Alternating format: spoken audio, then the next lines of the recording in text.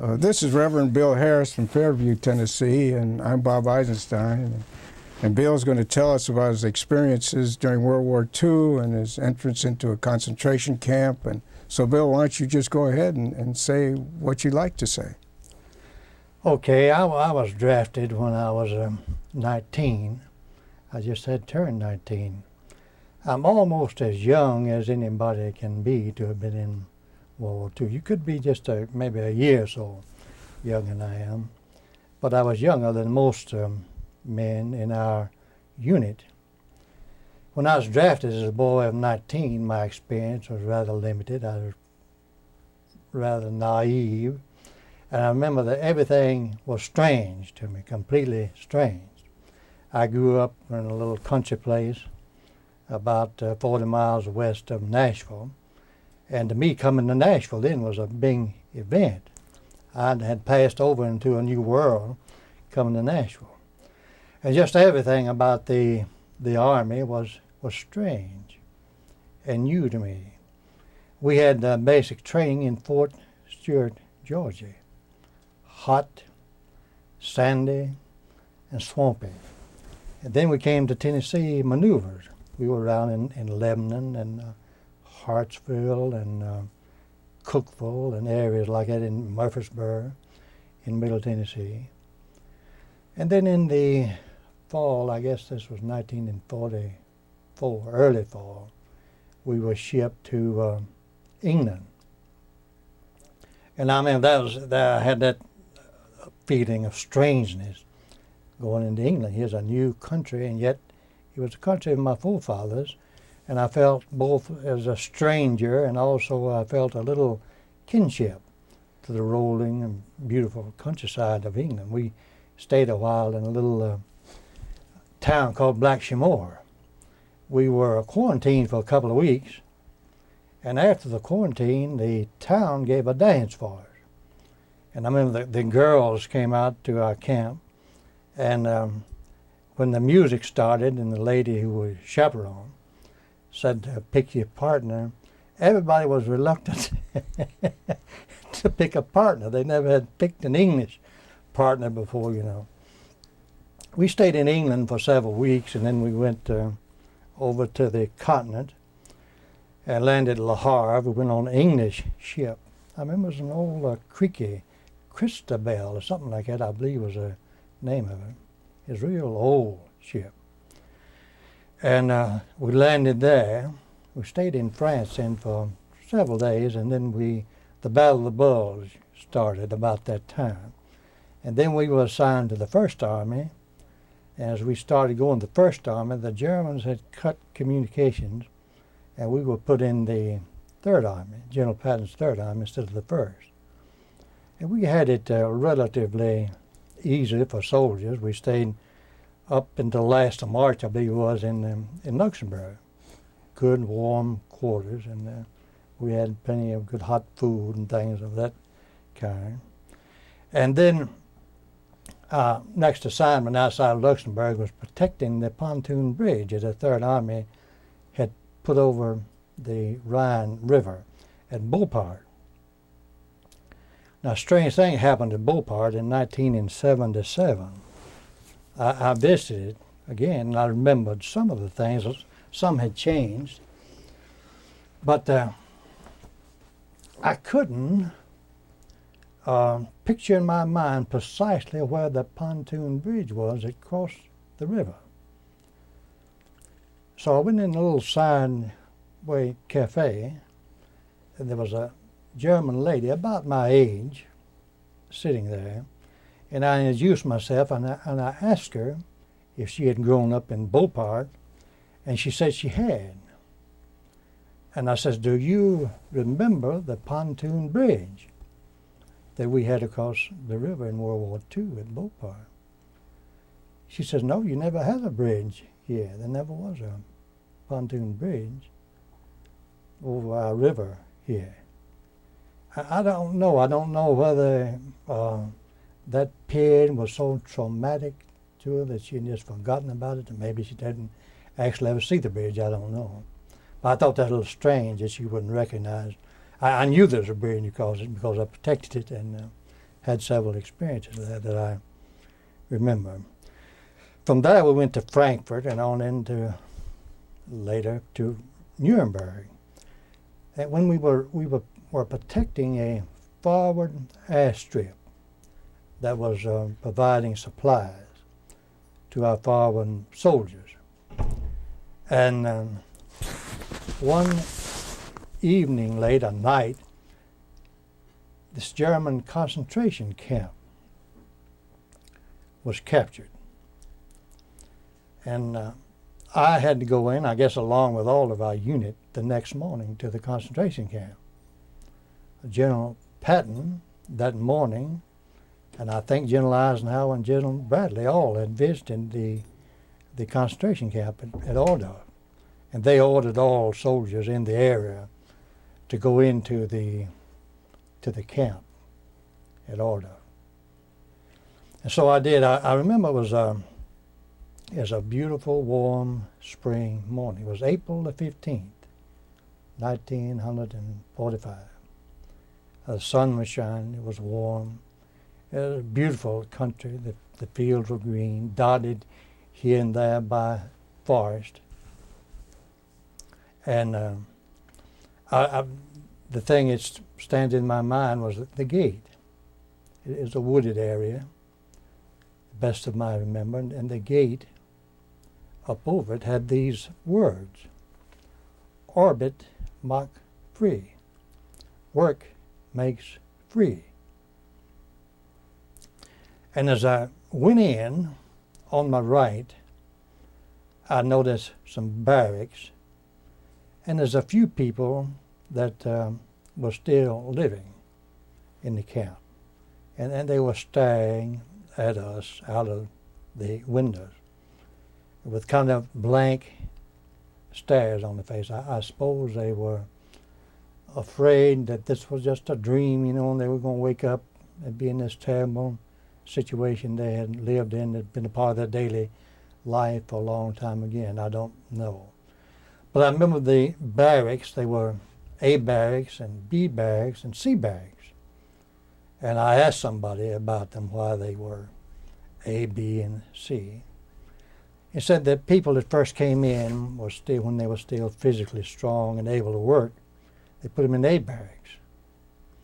And they got a little weaker, they put them in B barracks. And then they put them in C barracks, and from our C barracks, that's where they took them from C barracks to the gas chambers, to the extermination area. And I remember on up above here, there was a whole field there covered with corpses, bodies in various stages of decomposition. They were emaciated, starved, you know, just skin and bones, most of them.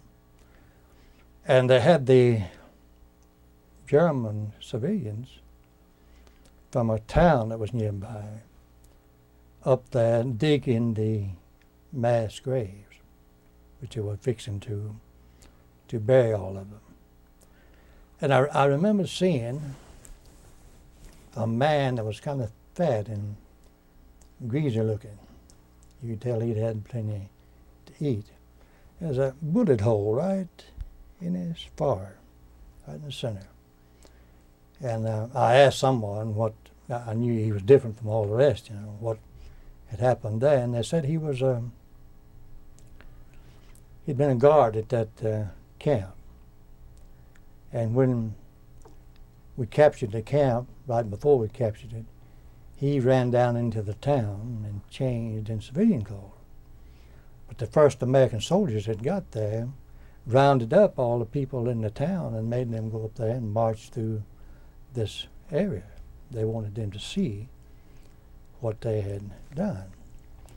And one of the inmates saw him, recognized him, and grabbed a pistol and shot him through the head. I don't remember Eisenhower and Patton and Bradley either had already been there, that's fixing to come, but I remember seeing a lot of high-ranking officers, French, English, as well as American, there in the general area where I was. And then we went down to the left of the camp and was shown how we walked through. Wasn't anybody guiding us, anything like that. We saw the extermination gas chambers where they actually put the gas in the top and killed the people. And right next to the gas chambers were 4 or 5 ovens right next to one another where they cremated the bodies. And outside was a vast concrete lime vat. I think that vat was used to put the bodies in. I don't know, maybe sometimes they got overloaded and couldn't burn all of them and put them in that vat.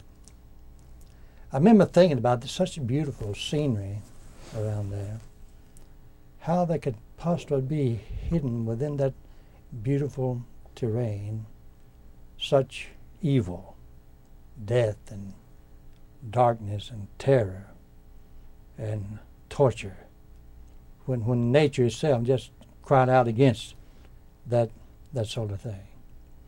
And it was a strange thing, we've come across this later, but the people at that village, which was fairly close, I don't remember how far, but it wasn't very far from the camp. How they could possibly live that close to something like that and not know how that is going on. You really have to be blindfolded and have to stop your nose up too. You just couldn't keep. You know, there was a terrible will there to prevent knowing what had occurred. And you get to thinking about it, you can't exterminate 10 million people and all the logistics that implies, you know. You can't do that. And nobody knows anything about it. It takes a whole lot of work to do it. You just come across them, bound to. And it was that reluctance to perhaps even admit to oneself what had happened. Now, how does one respond to something like this? When I talk about it, in a way, I partially re-experience what I experienced then. Not as powerful as it was then, but still there's something there that's experienced. I was numbed. I really couldn't take it in. I couldn't say anything. I didn't have words to describe anything like that. I had no way of describing my feelings. I never had felt anything like that. You know, on war I'd seen dead soldiers and I'd seen bombings and all of that and wounded people. But I never had seen really anything like this before. A deliberate attempt to kill people. That was the purpose of it, to kill people. In war, I guess you could say the purpose is to gain power over people, but the purpose is not killing in itself. Killing itself was the purpose in this. There's a difference there, I think. Bill, did you get to talk to any of the people in the camp to relate their experiences to you? No, I don't remember. I remember going through camp and some of them talking to us, but I really don't remember anything that was said. I remember talking, and several of us talking to. We were just asking them general information. They weren't very talkative either. They didn't have very much to say. And I remember after it, I couldn't eat. I couldn't sleep.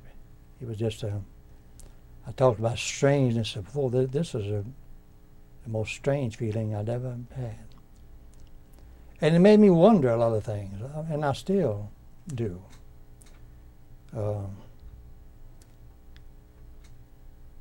I wonder, for example, I'm a Christian and we've been taught forgiveness. But how could you ask, for example, a mother who had had her child tortured and killed, how could you ask her to forgive someone? I don't know. I haven't experienced that, but it seems to me like it'd be almost too much to ask of a human being, forgiveness in a situation like that. So I wonder, it's one of the things I wonder if we, I'm speaking as a Christian, have really confronted that. It seemed to me like that we need to rethink a lot of our theological views and concepts in the light of that.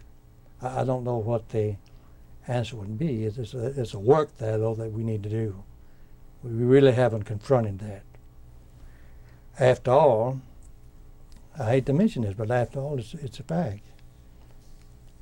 Adolf Hitler was on the tax roll of the church in Germany. Hermann Goring, as far as I know, was a member in good standing of one of the greater churches in Berlin, Protestant church. A lot of these people who are doing this were Christians. Well, you say they weren't very good ones, that goes without saying, but still, that is related some way, and I'm not enough philosopher to be able to make connection, but there is something related there to the prejudice that has been in the church all these many years. And it's made me wonder about prejudice itself. Is prejudice something that suppose that there were no such thing as anti-Semitism? Does man don't just get another group that he's prejudiced toward? Does the prejudice itself go away, or is it just shifted to another group? I don't know. I kind of have a feeling it's always there. And another thing that I think of in connection with this,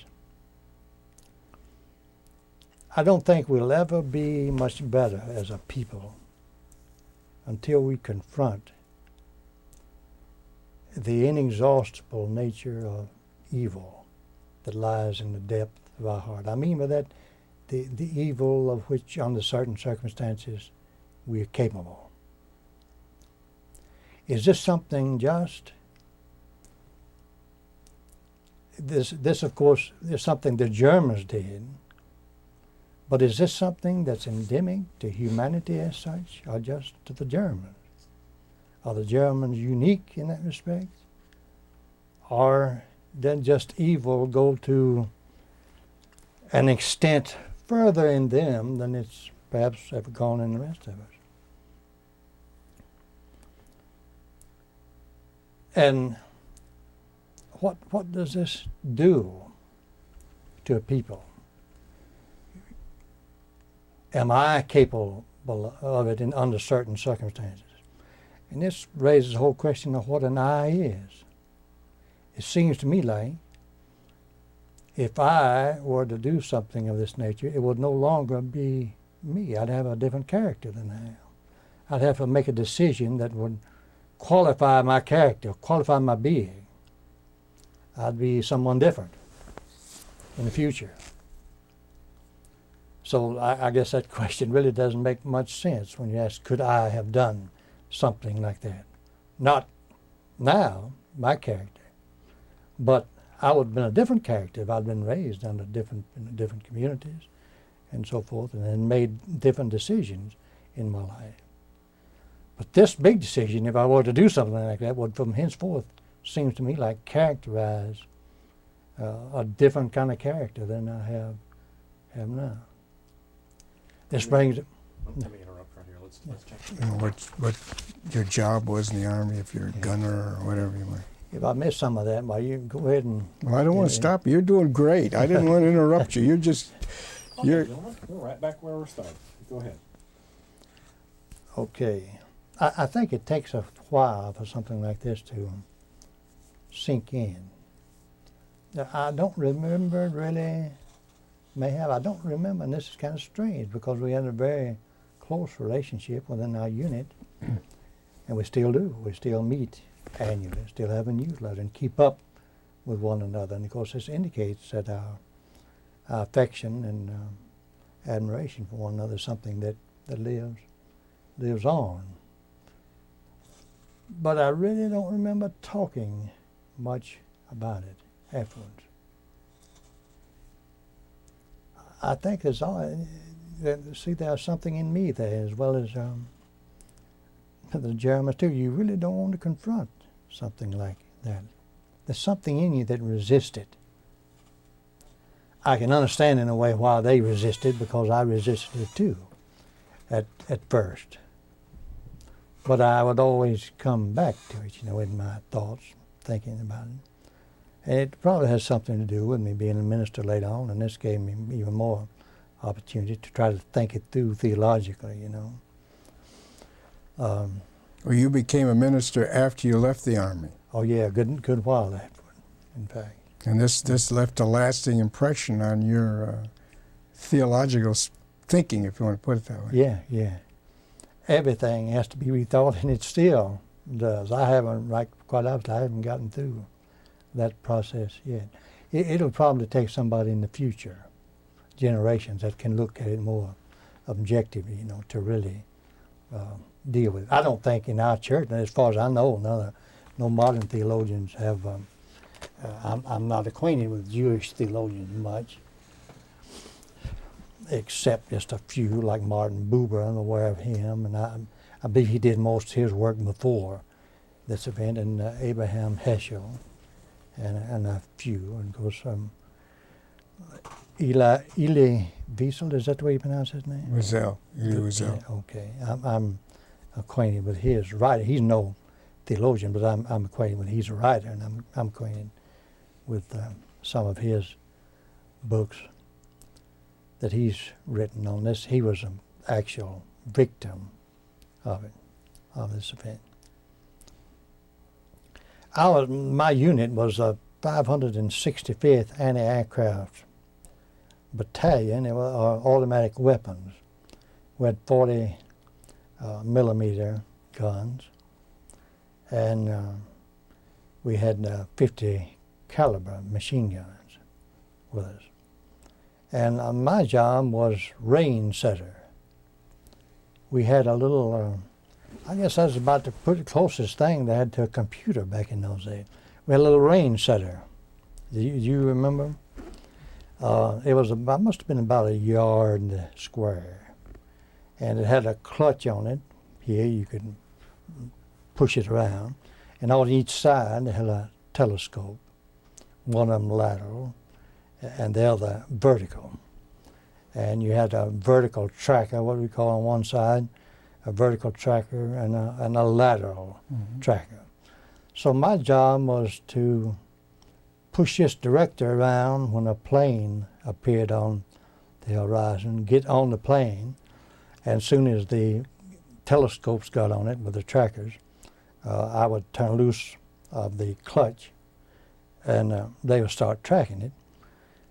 And then the gunner was following the plane around with the gun, and he would push in the clutch when I let go of my clutch. And I would put in then on a little dial the number of yards, I believe it was yards rather than feet, the plane was away. And of course, all of the shells were burning. You could see where you were shooting. If you were shooting below the plane, you knew you hadn't put in enough yardage. But if the plane was flying towards you, you was getting closer all the time, and you could regulate that by putting in that. I was thinking driving up here, I really don't know whether, I don't suspect we were worth our money that the U.S. government spent on us. We didn't do too much damage with ours. We may have shot down 2 or 3 planes, but there'd be literally hundreds of guns shooting at them, Strange, sometimes I do a little substitute teaching and on the high school level. And the children, always the first thing they ask me, did you ever kill anybody? That's always the first thing. And I really don't know. There's so many guns shooting. I don't know whether my gun did it or not, but I could have, so I'm just as guilty as if I did. It don't make any difference as far as guilt is concerned. I'd be guilty one way or the other. Did you ever go back to the camp after that first visit? Or no, and I was that close, and I didn't, and that too is a little strange to me. I thought I wanted to go back to it, but every morning I would always just plan something else. And there may have been a kind of reluctance on my part to really face it again. I don't know whether that was the case or not. I suspect that if I stayed there long enough, I would have gone back. Were you briefed on a concentration camp before you went in? No. We were ordered to go, and we just went. That's all I remember about it. The people that had us go, I don't think they had gone themselves. The orders, I think, had come down from higher headquarters, General Eisenhower himself, that all the troops in the immediate area would go in. He wanted to see that. Women or just men in that camp? You remember? You know, I'm not too sure, but I don't remember actually seeing a woman. It seemed to me like they were men. I would guess men. They could have been. I didn't see all of them. And I don't remember seeing any women in the camp. And I really don't know who these people being killed here were. I don't know whether they were Jews or whether they were political prisoners or what. I do know the Germans wanted first to get all the work they could out of them, and then they killed him. It was a little different, I suppose, in where the purpose of the camp was purely extermination, like Auschwitz or some of the other camps. I'm not sure about that. Was there a high wall around this camp that separated it from the town itself? There was barbed wire, a big high barbed wire fence, the best I remember, just like a camp, prisoner of war camp. Except the fence was extraordinarily high. I remember that, as high as this room ceiling is, or maybe higher. Mm-hmm. Thought it was high. It wasn't the kind of fence that you would particularly notice it. And the irony of it is really in kind of a beautiful little setting. Did you see any boxcars in that camp? I don't remember seeing any. If I saw any, if there were, there's down around where the cremation ovens were. I think they had a little railroad in there close to it. They had one at the town. That was one of the strange things, how even the German people, that little town, being so close to that, you'd have to be some kind of genius not to know what was going on. I mean, it'd have to be a sort of look like a planned thing. You really have to close your eyes. And I guess this says something about us too. There's a real reluctance to face the truth about ourselves if that truth is not so pleasant.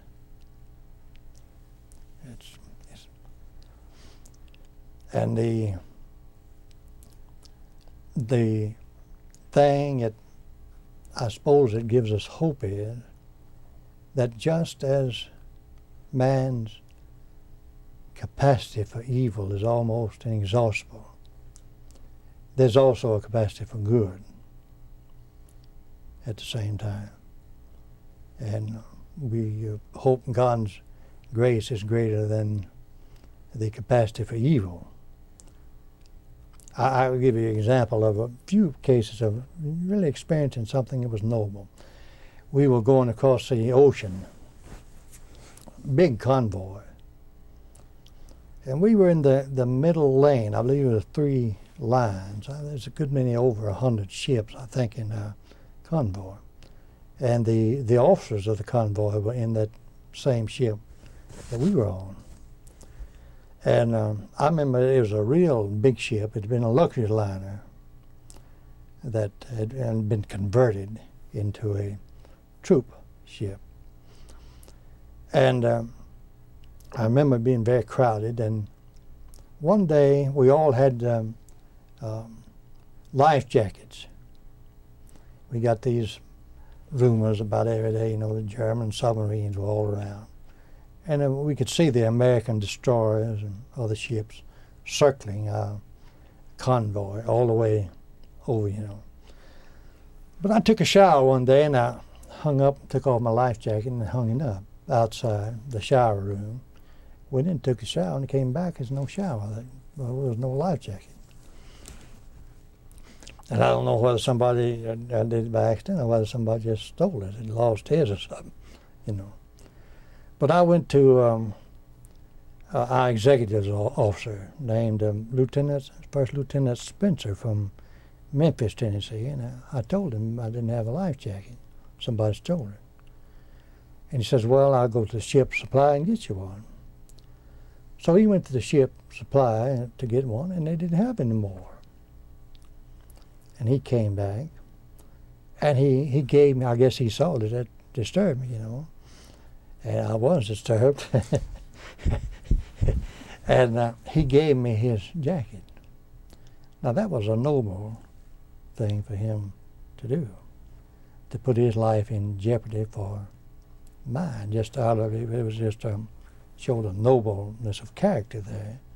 And things like that occur. They give you a little hope along the way too. Balances out the good and the evil. Yeah, I don't know whether it balances or not, but it gives you a little something to stand on when you're down and out. And you experience several things like that, and people will put their lives in jeopardy for you. And that's a strange thing. You get to think about it, isn't it? The difference in that, now the only relationship we had with one another, we was a member of that unit, and we were both Americans. But you get on a trolley or something like that in New York City, you wouldn't find too many people to be, but sometimes you do, you know, like the fellow in Washington, you know, that aircraft fell in the Potomac River a year or so ago. Yeah. One fellow did put his life in jeopardy and swam out and rescued this other person in the Potomac River. So it does happen. And just get back to that camp one more time. In your opinion, was that a work camp rather than a killing camp? It was it was both. And the workers that came there, they didn't have much chance of surviving very long, because it was organized as an efficient killing machine. You know, they had the gas chambers. Mm-hmm. It wasn't just the fact that every now and then somebody was going to be executed. It was a daily sort of thing. So you couldn't say, oh, just for work, but they utilized it for work to get everything they could. You know, these Germans, I guess, they have a kind of efficiency about it. They try to, you know, get everything they can, and they tried to get every bit of the work that's available out of these people before they were done away with. Another question this brings up, not very pleasant, but something I guess we should face, is the question of suicide. Sometimes, of course this is not anything I've experienced, but I've read of other people experienced it. Sometimes a mother would have to decide which one of her children will go into the gas chamber. Now if she didn't decide, both of them would. Now, can a mother, you suppose, live after making such a decision as that? That's the kind of decision no human being ought to ever have to make. But once they do make it, can they really live with themselves afterward? I kind of doubt that. Or sometimes a man would have to choose between his mother and his wife, for example. Of course, this was just pure old terror, torture, which happened.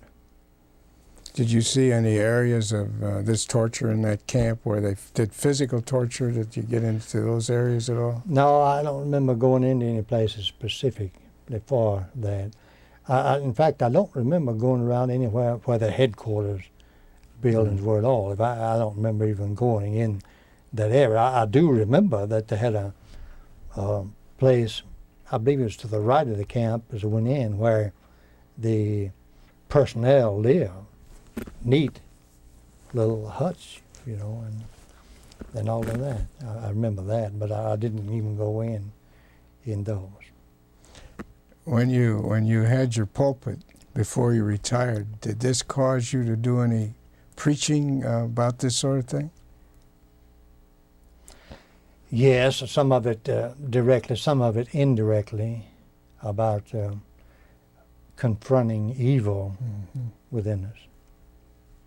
And it made me, and I think that's true of perhaps anybody that's experienced something like this, is one of the great sins that you think of in a religious community is the trivialization of faith, to make it something trivial. Faith, if it's real, it has got to deal with these problems, the deepest problems of human existence. And if it doesn't deal with those, you don't need it. Something has to deal with these, you know, some philosophy, something has to deal with these deepest issues of the human spirit and soul. And in that sense, it did. And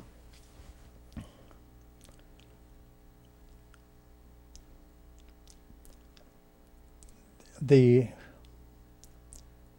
other thing that bothers you, it bothered me as a minister, and still does in the religious community, is to imply that if one has faith, everything will be fine.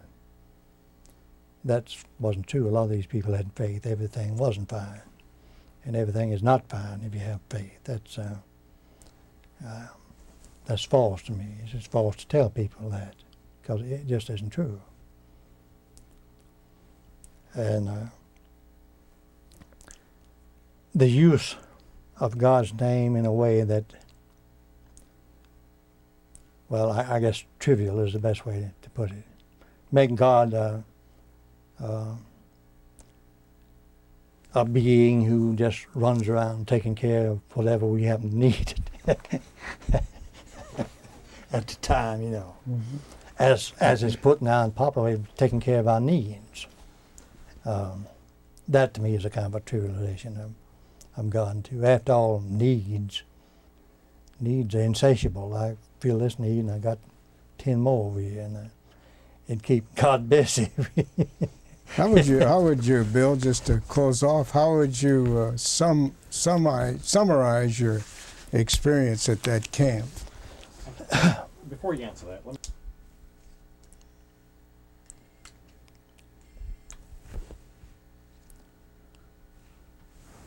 Bill, you were going to summarize your experiences at the camp, sort of as an ending to the interview.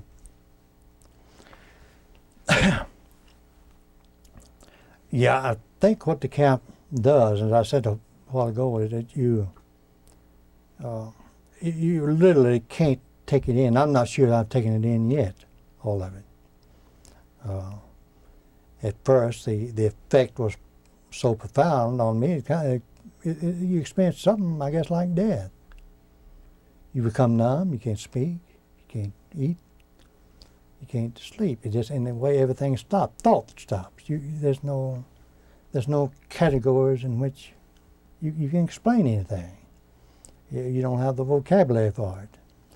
And you have experienced something so horrible that, in a way, makes everything that you've experienced up to that time kind of meaningless.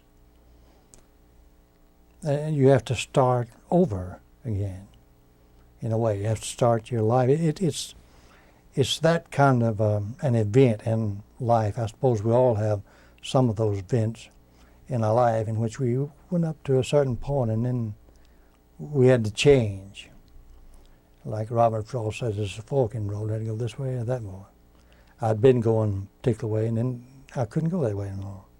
I couldn't think that way anymore. One of the things I thought is, I guess it came to my mind reading it one time from the French writer Camus. He said, if there's one child that unjustly suffers in the world, it causes God's justice to be called into question. When we think about the Holocaust, we think about the vast number, you know, and that does make it, in a way, worse. But even if one child is tortured, that's too many. In principle, it's just as bad, in a way, for that one child to be tortured and killed as it is for a million. The million don't make it any worse in principle. Of course, it does in actual existence because more people are involved. Of course, it's worse but in the nature of reality itself, it doesn't make it that much difference.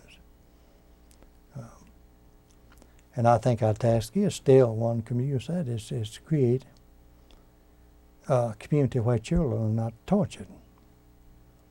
And that really means creating, I guess, a community when none of us are tortured, where we can live open, free, and full existence. And that means providing in our communities a kind of life that is good for everyone. There are, I talked about needs a while ago, but there are certain needs that everybody has. Children and all of us. You need a certain amount. You have to have food to exist, and you have to have shelter, clothing. Now you need medical care. And we ought to provide that kind of society, kind of communities for our people, I think. Well, that'd be a good place to end. I think that's very good. I've got one question. You said it was a work camp. What type of work did they make the prisoners do? Could you tell? I don't know. I don't remember there being any specific industries around there. There could have been. I was focused on that camp, you know, and I didn't really notice anything else much. But whatever industry there was, they did that. They probably had them work on farms, and they probably had them to help some of the farmers, I suspect.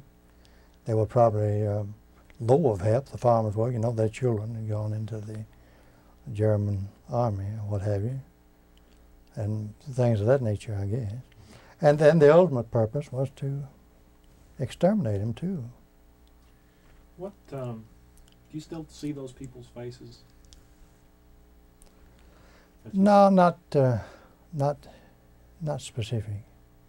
The only one I see is that fellow with a bullet hole.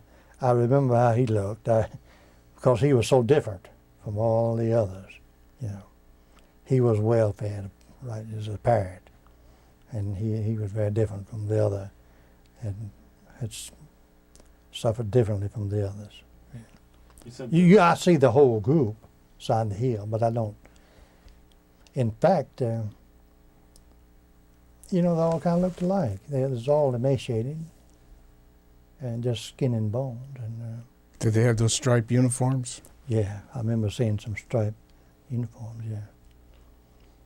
You said that you really didn't speak to any of them. You didn't have to, did you? No, but we did. Going out, I said we didn't speak to many. I remember just I remember it seemed like when we went through the barracks, we stopped and talked to one. We asked somebody, I guess may have been where I got the information about this fellow that had the bullet hole there. Did you take any pictures? Did you get No, any pictures? I didn't have a camera, but some people did. And we not only have a battalion reunion once a year, we have a battery reunion, smaller unit. And I meet in a couple of weeks at Pigeon Forge, and some of the fellows took pictures, I'm sure, but I didn't. I didn't have a camera. Why do you think your unit was taken out there to see that? Well, General Eisenhower said he wanted us to know what we'd been fighting against. He wanted us to see the evil of the Nazi regime. And General Eisenhower, although later, I guess he may have changed, he was fearful of the Germans too. So he wanted this experience to sink in, I think. Well, the war was over at that point, wasn't it? With the war, the actual fighting had ended, hadn't it, by the time you got into No, they were camp? still fighting, but not much. There wasn't much fight left in the Germans, you know. Mhm. We were kind of running over one another to get see how many miles you can make in a day, but that was, I remember right before going there, I saw, we went through the woods to get to our airstrip that we were protecting at the time. And there's still some dead German soldiers that had just been killed. There was a tank that had just been knocked out. So there was still some fighting, but it was sporadic. And of course, everybody knew the war was essentially over, and the Germans did too. I remember just along about this time, I don't know whether it was a little before or a little afterwards, but we were kind of halfway lost, and we wound up at the right spot, but we didn't know which right spot. We wound up at another German airfield, and that's where I remember the first jet plane. It's a brand new German plane on that airfield. And we got there in the night, and we really didn't know where we were.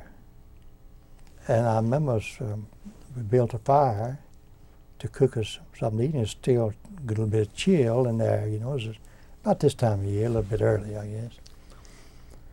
And the next morning, all these American tanks were in the back of us. We were in front of them.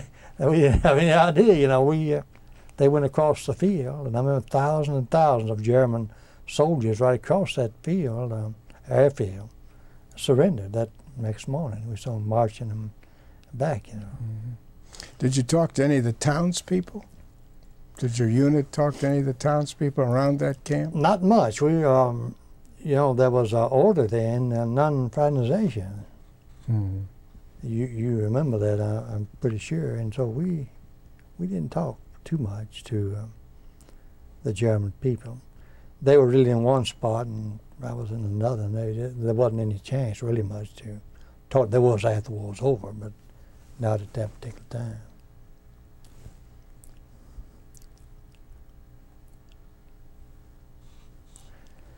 Well, I guess everything's turned off, right? Not yet, but we can be. Settle it. I think that my winds are up. What was inside the barracks? Well, I remember going in these barracks, as I said, there's A, B, and C, and little beds. They wasn't very long, and they're just wooden, one on top of the other. It seemed like it's 3 or 4 up on top of one another, and little bowls. And the barracks are very thin wall. I mean, it would be terrible cold, I know, in the wintertime. It just looked like a place you'd have for dogs or something. And had little bowls and little place for them to lay down. And that was about all the barracks consisted of. Was there a curtain over the front of it? Did you see a curtain or anything like for privacy? Anything over the front of that? No, I don't remember seeing anything like that. No privacy at all. No. Any other things you can think of that are of that nature? I think you said something about the dogs that were let loose on them. I think what they did, I guess they did this maybe as a system of control, is to dehumanize a person. You know, to make him detest himself, make him do things in order to save his life, and then afterward he always detests himself, can't stand himself. This is the way they dehumanized you. They made you punish yourself. That's what that is. You get to despising yourself, you know, there's nothing anybody else can do much against it. You do it all yourself from then on. And they were masters at doing this, in humiliating, you know, the people.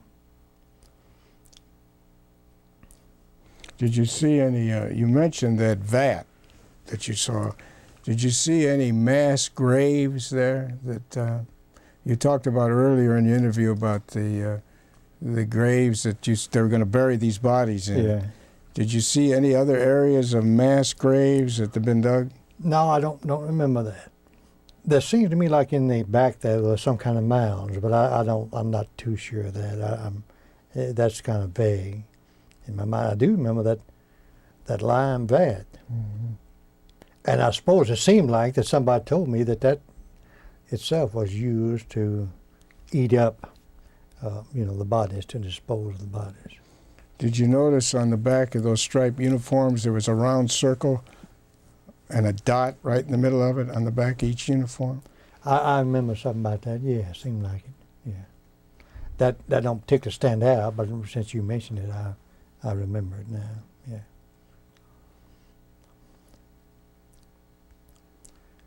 Well, we can just hope that nothing like that ever happens again. And Do you have any opinion, I mean, this is a stray a little bit, but do you have any opinion about the reunification of Germany along with this? I wonder about several things.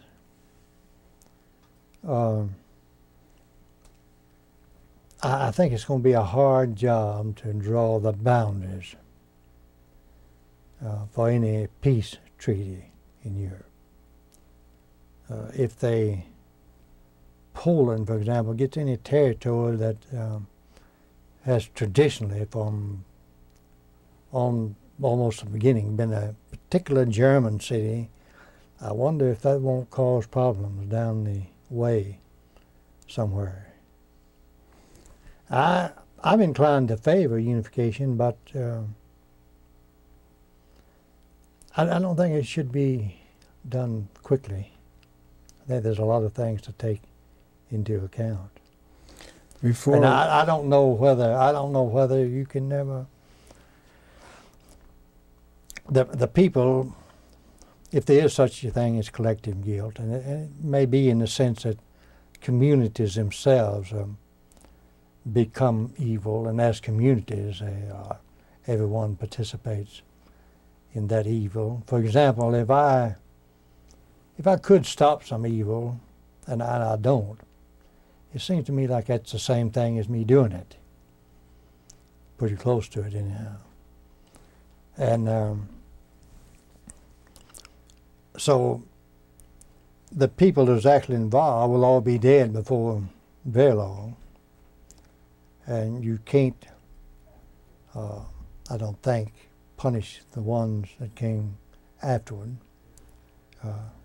for the evils of their fathers and grandfathers and mothers and so forth. But they do need to face what they did. And I'm not too sure that they've ever done that.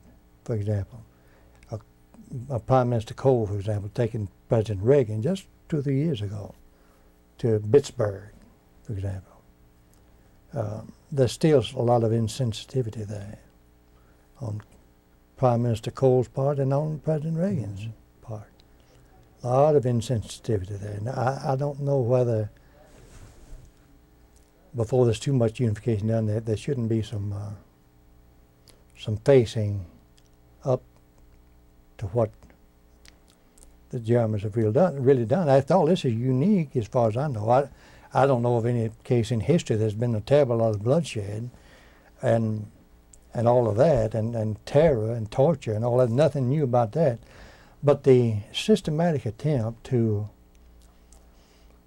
wipe out a people completely from the face of the earth, I don't know whether anything like that on that scale has ever been happened before. Do you? I kind of doubt it. It hadn't happened on that scale anyhow. You mentioned earlier, before we started to tape this conversation, that when you returned to Germany in 1977, you saw him showing a film of Hitler Yeah. and the reaction. You might mention that. Yeah, that was peculiar. I remember some British airmen were captured, and there's a lot of glee in the audience because of that. And there was identification with some of the people who threw rocks at them, and some of the people in the movie theater noticed that. I had an older person sitting on my right, and a younger person sitting on my left, and not right next to me, but right close. And I remember their reactions were different. The older person, who was old enough to participate in all of this at the time, didn't react with the shame that the other one, the younger one, did. The younger one would say, oh, something like, oh my God. But you wouldn't hear this other old one saying anything of that nature, you know. The fact is, that I suspect until they actually started losing the war, Hitler could have probably won any election that they had in Germany. So he really didn't do all this by himself. I mean, he had a lot of collaborators, willing collaborators too at that.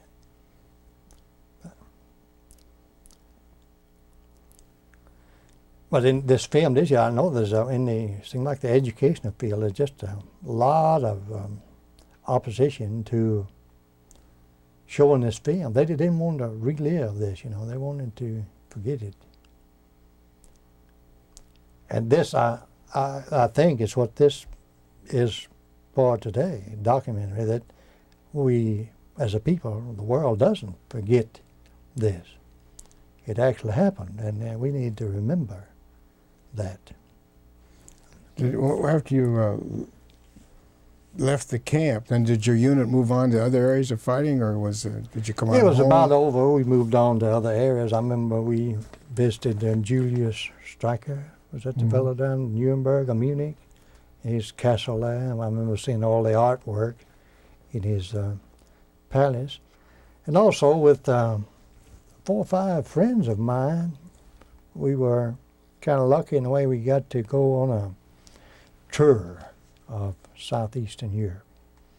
We went all over southeastern Germany, and then we went to Czechoslovakia, up as far as we'd gone, Pilsen. We spent, I remember, several days in Pilsen, Czechoslovakia, because the war was over then and everybody was celebrating. It was rest and relaxation. Yeah. I remember them having a dance and in Pilsen, you know, and playing a lot of Strauss's waltzes out there. And then we came back into Austria, Strasbourg, and then Berchtesgaden. We stayed several days at Berchtesgaden, and we visited a place they call Königssee, which is kind of a lake. I remember a lot of Germans had gone to that area, movie stars and very wealthy people and so on had gone. Did you go up to Did you go up to Hitler's? We went to Hitler's place. Eagle's Nest. Yeah, I didn't actually go up to the tea room. I don't know why, but I remember the big window he had in his place there. He looked out over a beautiful setting there. And I remember thinking at the time how a person could live surrounded by so much beauty and yet be so evil. You know, that beauty is, I suppose, is one of the, geographically, one of the most beautiful areas in the entire world. I remember the barracks, they were SS guards that we stayed in. And they were fine barracks, fine bath facilities, you know, and beds and all of that. It was fine. And all those guard stations on the way up, if you remember, when you go up that road. Yeah. And I remember Hitler, I guess, was a master at persuading people. He knew